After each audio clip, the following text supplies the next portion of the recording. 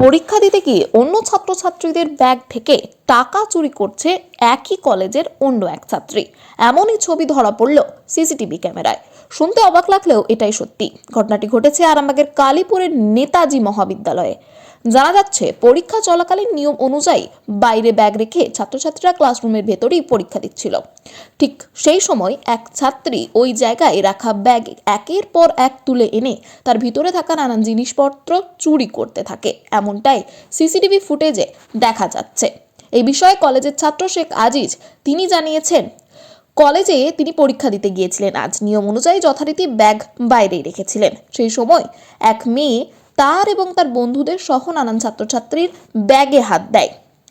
একজনের ব্যাগ থেকে 2100 টাকা এবং শেখ আজিজের ব্যাগ থেকে নানান গুরুত্বপূর্ণ নথিপত্র চুরি করেছে ওই ছাত্রী। ইতিমধ্যেই যা সিসিটিভি ফুটেজ প্রকাশ্যে এসেছে। এই বিষয়কে নিয়ে ওই ছাত্র অভিযোগ দায়ের করেছে আরামবাগ থানায়। সকলেই অভিযুক্তকে দ্রুত শনাক্ত করে শাস্তির দাবিও জানিয়েছে।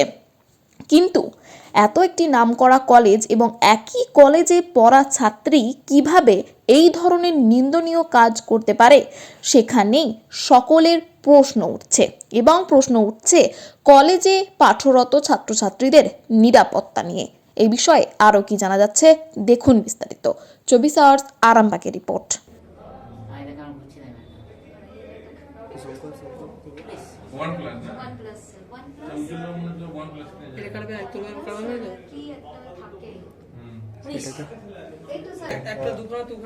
দুখানা ব্যাগ অলরেডি দেখলাম আমরা। দেখুন আমাদের ছাত্রী পারবো না স্যার। না এটা ভিডিওটা করে দিই। দেখি ওই ব্যাগটা নিয়ে চেক করে দেখে রেখে দিল আবার আবার প্রথম দিন তো করুন। না না আমেরিকা দেখ বোঝা চাইনিজ মে করা আছে। হ্যাঁ এই দেখুন না, এই যে না মেয়েটা না কি সেটা না বোঝা এটা সেইটা মুখটায় কালো ইয়ে বাঁধা আছে। ও ধরা পড়ে যাবে। কাট ব্যাগটা কাট আমার তোমার ব্যাগ ছিল বলতে আজকে সকালে পরীক্ষা ছিল, তো পরীক্ষা দিতে গেছিলাম 11:15 থেকে। এবারে 11:15 থেকে পরীক্ষা ছিল, আমি তো দেরিতে গিয়েছিলাম কলেজে। তো 11:20 করে কলেজে গেছি, তখন এবারে দেখেছি ব্যাগ, আমার ব্যাগে হচ্ছে মানি ব্যাগ ছিল। আর মানি ব্যাগটা মনে ছিল না ব্যাগে প্যান্টের পকেটে রাখতে, তো তখন হঠাৎ তাড়াতাড়ি করে আমি ক্লাসরুমের ভিতরে ঢুকে যাই পরীক্ষা দেওয়ার জন্য। তো এরপর ক্লাসরুমে পরীক্ষা শেষে এসে দেখি আমার ব্যাগ, এসে দেখি ব্যাগ যেমন গোছ করে বাড়ি চলে আসি। বাড়ি চলে আসার পর দেখি নাকি ব্যাগে আমার মানি ব্যাগ ছিল, মানি ব্যাগটা নেই। তো তখন কলেজে যাই, কলেজে গিয়ে এরপরে স্যারেদেরকে বলতে, স্যারেরা বলেন যে এমনি সিসিটিভি চেক করতে। সিসিটিভিতে স্যারকে এবারে চেক করি, চেক করে ফুটেজটা নিয়ে দেখি নাকি একটা মেয়ে আমার ব্যাগ, একটা আমার বন্ধুরও ব্যাগ ছিল, একটা ব্যাগ ছিল, তার থেকে কি নিয়েছে, আমার ব্যাগ থেকে মানি ব্যাগটা নিয়েছে। তারপরে আমি সেই ফুটেজটাকে নিয়ে ভাইস প্রিন্সিপালকে দেখাই। ভাইস প্রিন্সিপাল বলে যে এই যে সংসদের ছেলেদেরকে ডেকে বলে যে এরাই দেখ কি করবি তোরা, খোঁজ চালা। এই কোন কলেজের ছাত্র? আমি কালীপুর কলেজের ছাত্র। সিসিটিভি ফুটেজে কাকে দেখা গেছে? সিসিটিভি ফুটেজে একটা মেয়েকে দেখা গেছে যে মুখে মাস্ক পরেছিল, যার কোনো চিনতে পারিনি আমরা। কলেজের ছাত্র মনে হয় নাকি? কলেজেরই ছাত্র বলে মনে হচ্ছে। কি কি গেছে তোমার হারিয়েছে? আমার হারিয়েছে প্যান কার্ড, আধার কার্ড, ভোটার কার্ড, এটিএম কার্ডটা। ব্যাগের মধ্যে কোনো টাকা ছিল? মানি ব্যাগের হয়তো ছিল, ঠিক জানি না, তবে মনে তো হচ্ছে ছিল না বলে। তোমার বন্ধু কি কি হারিয়েছে? আমার বন্ধুর হারিয়েছে যে টাকা ছিল, সম্ভাব্য 2100 টাকা ছিল, আর এটিএম কার্ড ছিল।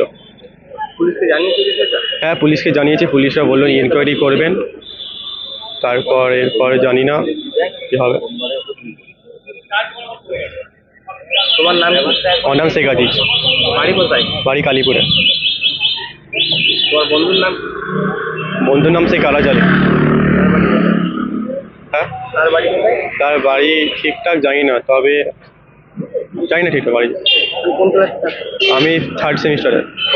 পরীক্ষা ছিল আজকে কলেজে? আজকে বিসিএ তোমার প্রিন্সিপাল অফ ম্যানেজমেন্ট ছিল, আর ইআই ছিল। সন্তানের পরে মন বসছে না, প্রচুর পরিশ্রম করেও আপনি আশানুরূপ পারিশ্রমিক পাচ্ছেন না, যার ফলে আর্থিক সংকট আপনার জীবনে দুঃখ এবং চাপের ছায়া ফেলেছে। দেনার ভারে জর্জরিত স্বামী স্ত্রীর মধ্যে প্রতিনিয়ত ভুল বোঝাবুঝি বেড়েই চলেছে। নতুন বাড়ি কিনেছেন, কিন্তু সেই স্বপ্নের বাড়িটা যেন আরো দুর্ভোগ নিয়ে এসেছে আপনার জীবনে। আপনি ভাবছেন সস্তায় পাওয়া বাড়িটা নেওয়াটাই কি সঠিক সিদ্ধান্ত ছিল? এমনই সব দ্বিধাদ্বন্দ্ব এবং জীবনের কঠিন মুহূর্তে আপনাকে সঠিক পথে পরিচালিত করবেন আন্তর্জাতিক খ্যাতিসম্পন্ন স্বর্ণপদক ও স্বর্ণ মুকুটপ্রাপ্ত ডক্টর অজয় শাস্ত্রী। তিনি শুধু আপনাকে পথই দেখাবেন না, আপনার জীবনে সত্যিকারের সুখ, শান্তি, ঐশ্বর্য, অর্থ যেন সঠিক সময় আপনার কাছে পৌঁছে দেয় সেই দায়িত্বও নেবেন। তাঁর অভিজ্ঞতা এবং জ্ঞানের আলোতে আপনার জীবন হয়ে উঠতে পারে নিরুদ্বেগ ও সমৃদ্ধির পথে ধাবমান। তাই আর দেরি নয়, স্ক্রিনে দেওয়া নাম্বারে এখনই ফোন করে ডক্টর অজয় শাস্ত্রীর সাথে যোগাযোগ করুন। কে জানেন, হয়তো একটিমাত্র ফোনই আপনার জীবনকে বদলে দিতে পারে।